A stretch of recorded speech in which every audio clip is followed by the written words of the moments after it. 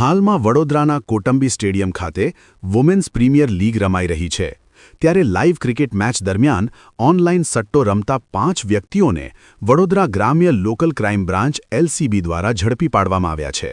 આ કાર્યવાહીમાં પોલીસે મોબાઈલ ફોન અને રોકડ સહિતનો મુદ્દામાલ જપ્ત કર્યો છે અને આરોપીઓ વિરુદ્ધ જુગાર ધારા હેઠળ ગુનો નોંધ્યો છે।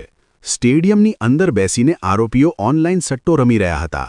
આ મામલે વડોદરા ગ્રામ્ય લોકલ ક્રાઇમ બ્રાન્ચના પોલીસ ઇન્સ્પેક્ટર કે.આર. સિસોદિયા અને ટીમે વુમેન્સ પ્રીમિયર લીગની મેચો દરમિયાન ઓનલાઇન સટ્ટા બેટિંગની પ્રવૃત્તિઓ પર નજર રાખી રહી હતી।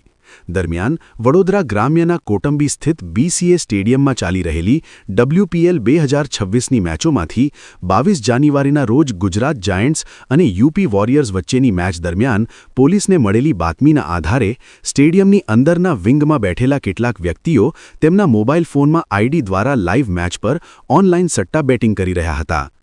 આશા ન્યૂઝ ગુજરાતી રિપોર્ટ ઉમર મંસૂરી વાઘોડિયા।